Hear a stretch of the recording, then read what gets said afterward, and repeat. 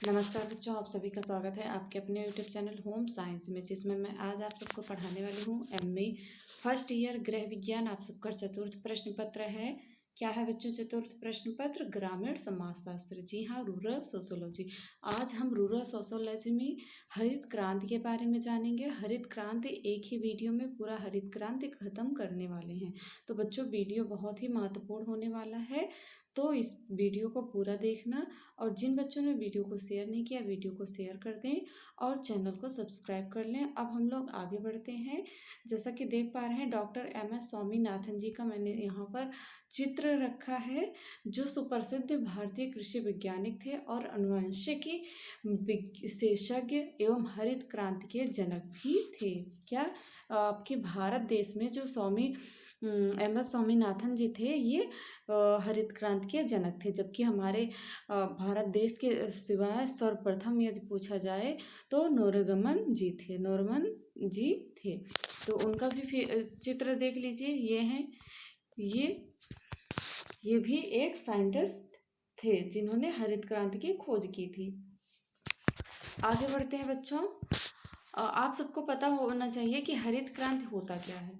हरित क्रांति के बारे में सबसे पहले जान लें, क्योंकि हरित क्रांति जो होता है यह भारत देश में उस समय लाया गया। उस समय इस हरित क्रांति की खोज हुई जब हमारे भारत देश में देश आज़ाद होने के बाद भूखमरी फैली हुई थी, जो पश्चिम बंगाल में बहुत तेज़ी से भूखमरी फैली हुई थी। इससे पहले जब हमारा देश आज़ाद हुआ, उससे पहले अपने भारत देश की स्थिति बहुत गंभीर थी। और स्थिति गंभीर होने के कारण क्या होता था, आयात किया जाता था अन्य देशों से। जबकि हमारा भारत देश 15 नंबर पर कृषि प्रधान देश होता था। 15वां नंबर है आपका भारत देश का जो कृषि प्रधान देश होता था।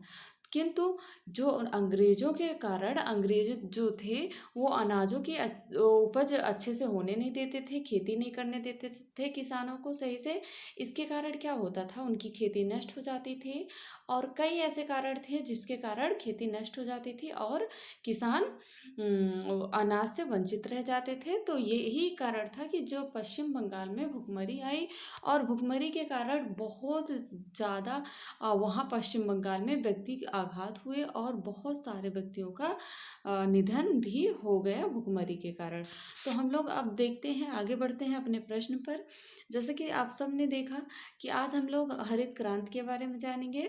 तो बच्चों, हरित क्रांति में क्या है? जो हरित क्रांति का अर्थ है, लिखने के लिए याद कर लेना, नोट कर लेना।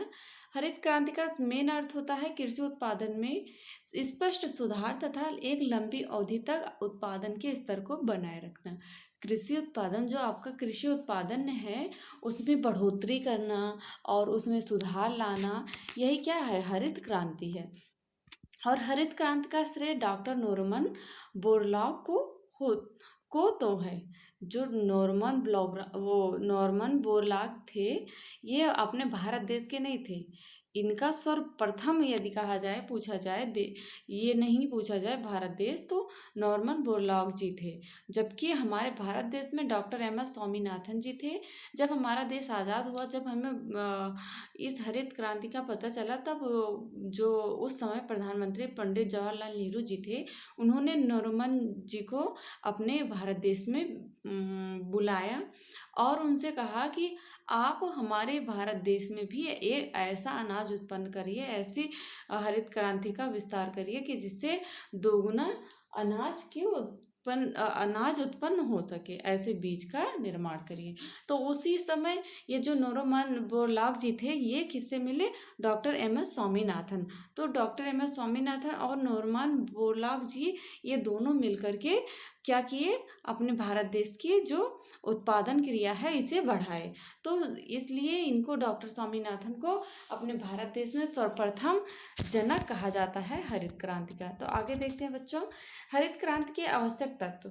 जी हाँ, वर्ष 1966 से 1967 के बाद जो कृषि विकास से संबंधित नीति अपनाई गई, उसके मुख्य तत्व इस प्रकार हैं। जो कृषि के विकास के लिए अपनाई गई नीति थी, उसके तत्व। और बच्चों, एक बात याद रखना, जब प्रथम पंचवर्षीय योजना हमारा भारत देश लागू हुआ, आज़ाद हुआ उस समय प्रथम जो पंचवर्षीय योजना हुई उसमें सबसे पहले सिंचाई की समुचित व्यवस्था, सबसे पहले इसी पर कृषि पर ही ज़्यादा फोकस किया गया था, क्योंकि सिंचाई की समुचित व्यवस्था हरित क्रांति के उद्देश्यों को पूरा करने के लिए बृहद सिंचाई योजना के विकास पर पर्याप्त ध्यान दिया गया। इससे पहले जब ये योजना नहीं लागू हुई थी, इससे पहले क्या था, किसान लोग जब बारिश होती थी तब उसी बारिश के ऊपर डिपेंड करते थे, या तो बारिश के कारण जब बारिश नहीं होती थी तो उनकी फसलें नष्ट हो जाती थी। ये बहुत ही विकट कारण था। तो जब इस पर फोकस किया गया तब सबसे पहले पंडित जवाहरलाल ने सिंचाई पर ध्यान दिया, जगह जगह नलकूप का निर्माण करवाया और नहरों को भी नहरों में जैसे छोटे छोटे नहरों को भी बनवाया और सरकारी ट्यूबवेल वगैरह ये सब इन्होंने सिंचाई के लिए उपलब्ध किए, ध्यान दिए पंडित जवाहरलाल नेहरू ने। फिर उसके बाद शीघ्र पकने वाली उन्नतिशील बीज प्रजाति का विकास हुआ। जब हमारा हरित क्रांति लागू हुआ उस समय क्या था, कृषि उत्पादन तीव्र विकास एवं वृद्धि हेतु अधिक उपज देने वाले उन्नत किस्म के बीजों के क्षेत्र में निरंतर विकास किया जा रहा है। उस समय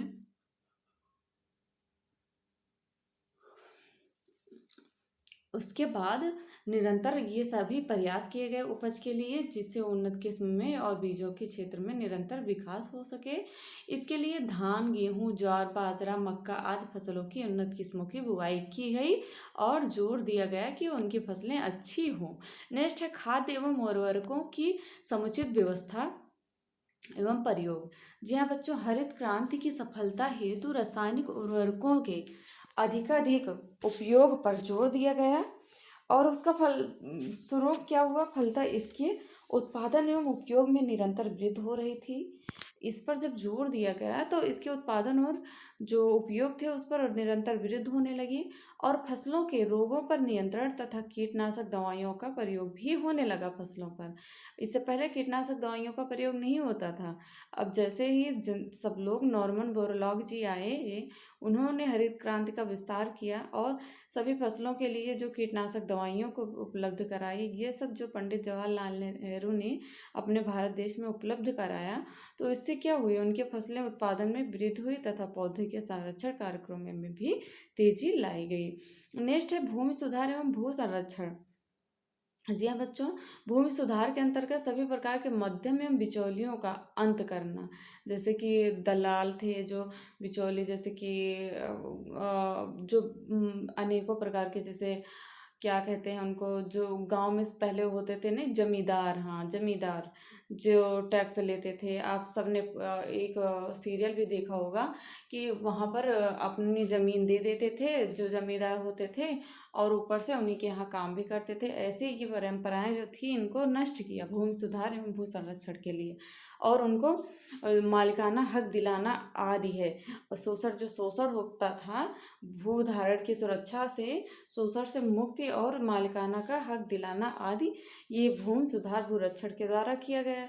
इस नवीन नीति में भूमि सुधार कार्यक्रमों में तेजी लाने के लिए साथ साथ भूमि कटाव तथा उसके उर्वरा शक्ति में ह्रास को रोकना आदि का समावेश है। नेक्स्ट है पादप तथा वृक्ष की समुचित व्यवस्था। जी हाँ, कीटनाशक औषधियों के उत्पादन से वृद्धि तो हुई, क्षेत्र में विस्तार हुआ, आवश्यक अनुसंधान तथा पौधों संरक्षण कार्यक्रम हेतु पौधे संरक्षण निदेशालय की स्थापना की गई और कृषि विकास की योजनाओं के कार्यान्वयन एवं कुशल, ये सभी योजनाओं का क्या हुआ, व्यवस्थापन हुआ, स्थापना की गई और जो कृषि विकास की योजनाओं का कार्यान्वयन एवं कुशल प्रशासन हेतु हरित क्रांति के क्षेत्र में अनेक संस्थाएं स्थापित की गई। और जो संस्थाएं थी, सन 1963 में राष्ट्रीय बीज निगम की स्थापना की गई। याद प्रश्न बनता है, सर्वप्रथम राष्ट्रीय बीज निगम की स्थापना कब हुई थी, तो सन 1963 में। और कृषि वित्त व्यवस्था के लिए कृषि पुनर्वित्त निगम, उर्वरकों की पूर्ति के लिए उर्वरक निगम, विद्युतीकरण हेतु ग्रामीण विद्युतीकरण नियम और कृषि मूल्यों के निर्धारण हेतु कृषि मूल्य आयोग आदि की स्थापना उल्लेखनीय है। ये सभी स्थापनाएं कराई गई। बच्चों, यदि मैं हरित क्रांति के बारे में समझाने लगूँ पूरा विस्तार से तो बहुत बड़ा है और बहुत सारी बातें हैं, बहुत बड़ा इतिहास है हरित क्रांति का। कम से कम हम 1.5 घंटे तक अगर हम बहुत तेज़ी से पढ़ाएंगे, समझाने का प्रयास करेंगे अपने शब्दों में, तब भी आपको 1.5 घंटे का समय लग जाएगा। तो इसलिए बच्चों हम लोग सिर्फ मेन टॉपिक पर फोकस करेंगे जो आपके पेपर में आ सकते हैं। तो अभी तक जिन बच्चों ने चैनल को सब्सक्राइब नहीं किया, सब्सक्राइब कर लें। जिन्होंने वीडियो को शेयर नहीं किया, बच्चों वीडियो को शेयर कर दिया करें, जिससे आपके टीचर को भी मोटिवेशन मिले कि मेरे बच्चे जो पढ़ रहे हैं उन्हें समझ में भी आ रहा है और वो हमारा कहना भी सुन रहे हैं, वीडियो को शेयर भी कर रहे हैं। तो ओके, अब हम देखते हैं हरित क्रांति के प्रभाव। जी हाँ बच्चों, हरित क्रांति का क्या प्रभाव पड़ा हमारे भारत देश में, इसके बारे में जानते हैं। सबसे पहले तो प्रभाव को 2 भागों में बांटिए। सबसे पहला भाग है सामाजिक प्रभाव। सामाजिक प्रभाव में क्या था बच्चों, सामाजिक असमानताओं में वृद्धि। जो सामाजिक हरित क्रांति के जो क्षेत्रीय असमानताओं में वृद्धि के साथ छोटे बड़े किसानों के मध्य असमानता में वृद्धि हुई और खाई बढ़ी है। हरित क्रांति से निर्बलता के सागर में संपन्नता के दीप बन गए हैं। ओके, और पूंजीवादी कृषि का विकास। नई कृषि उत्पादन विधि के कारण भारत में पूंजीवादी कृषि का विकास हो रहा है, क्योंकि अधिक उपजाऊ किस्म के बीजों से अधिक उत्पादन प्राप्त होने के लिए उर्वरकों और सिंचाई पर भारी विनियोगन करना पड़ता है। जो छोटे व मध्यम श्रेणी के किसानों के सामर्थ्य से परे थे, उन्हें परिणामतः नवीन कृषि विधि से निर्धन किसानों को लाभ नहीं हुआ, बल्कि इस कारण ग्रामीण जनसंख्या के उच्चतम हाथ में संपत्ति का संकेंद्रण हुआ। उसके बाद नेक्स्ट है भूमि सुधार पर प्रभाव। जी हाँ बच्चों, इस हरित क्रांति का प्रभाव भूमि सुधार पर बहुत पड़ा, क्योंकि हरित क्रांति का प्रभाव भूमि सुधार पर स्पष्ट रूप में हुआ। परंतु ग्रामीण क्षेत्र में धनी किसानों के एक शक्तिशाली वर्ग को सशक्त बनाया है। बड़े किसान न केवल आर्थिक रूप से वरन राजनीतिक दृष्टि से भी अधिक शक्तिशाली हुए हैं। नेक्स्ट है हमारा बच्चों, अभी तक जिन बच्चों ने चैनल को सब्सक्राइब नहीं किया, सब्सक्राइब कर लें। नेक्स्ट है ग्रामीण क्षेत्रों में बेरोजगारी में वृद्धि। जी हाँ, जो ग्रामीण क्षेत्र थे वहाँ पर बेरोजगारी फैली हुई थी। हरित क्रांति के अंतर्गत गहन कृषि विकास कार्यक्रमों को अपनाया गया और गहन कृषि के परिणाम स्वरूप यंत्रीकरण में तेजी से वृद्धि हुई, जिससे ग्रामीण क्षेत्रों में बेरोजगारी में वृद्धि हुई। ओके बच्चों, नेक्स्ट हमारा ग्रामीण जनसंख्या का शहरों में पलायन। जी हाँ, ये भी बहुत महत्वपूर्ण है, क्योंकि जो ग्रामीण जनसंख्या थी वो शहरों की तरफ भागने लगी। ग्रामीण क्षेत्रों में बढ़ती हुई बेरोजगारी, इस समय जो स्थिति है अपने भारत देश में, कोई ज़्यादा खेती करना नहीं चाहता है। किसान का बेटा भी इंजीनियर बनना चाहता है। तो कह सकते हैं कि हमारे भारत देश में अब भी संकट है कृषि से संबंधित। फिर उसके बाद हमारा है ग्रामीण जनसंख्या का शहरों में पलायन। ग्रामीण क्षेत्रों में बढ़ती हुई बेरोजगारी के फलस्वरूप ग्रामीण जनसंख्या के शहरों में जाने से वहाँ स्थानीय यातायात, आवास एवं जनस्वास्थ्य की समस्याएं अधिक विकट हुई, जिसके परिणाम स्वरूप क्या हुआ, सामाजिक प्रभाव बहुत बुरे से सामने आए हैं। उसके बाद कृषि के आधुनिकीकरण ने कृषि एवं उद्योग के परस्पर संबंध और सहसंबंध अधिक मजबूत बना दिया है।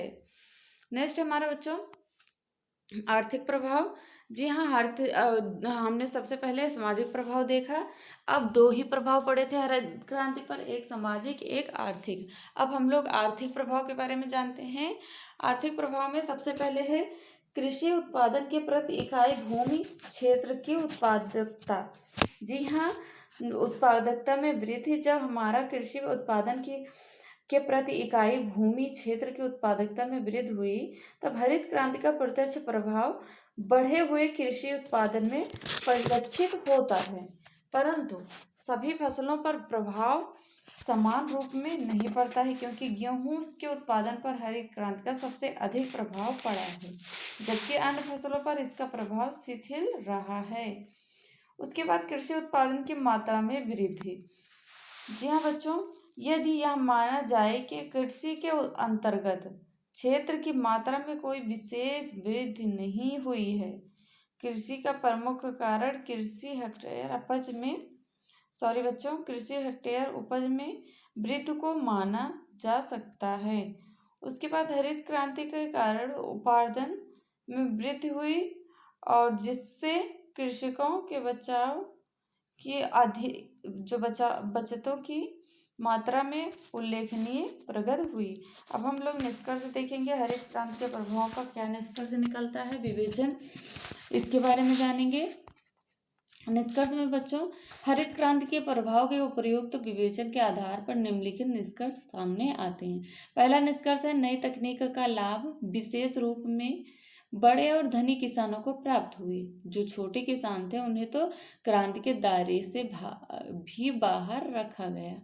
उसके बाद है, नई तकनीकी का प्रभाव गेहूं तथा धान पर अधिक मात्रा में पड़ा है। अन्य खाद्य व अखाद्य फसलों इसके प्रभाव से अप्रभावित रही है। और फिर नेक्स्ट हमारा बच्चों, नई तकनीकी का प्रयोग देश के सीमित क्षेत्र में हो सका है, जिसके कारण क्या हुआ, प्रादेशिक असमानताएं बढ़ी हैं और नई तकनीकी का प्रयोग इसके विकास के प्रारंभिक दशक में अधिक रहा है और यह कम होता जा रहा है। अभी तक जिन बच्चों ने चैनल को सब्सक्राइब नहीं किया, सब्सक्राइब कर लें, वीडियो को लाइक नहीं किया, लाइक कर लें। और फिर उसके बाद क्या होता है बच्चों, देश में बढ़ती हुई जनसंख्या का परिप्रेक्ष्य में कृषि में दूसरी हरित क्रांति की तत्काल आवश्यकता पड़ी, जो राष्ट्रपति डॉक्टर APJ अब्दुल कलाम ने बताया कि जिसमें पट्टी से लेकर विपणन तक कृषि के सभी पहलुओं का समावेश हो।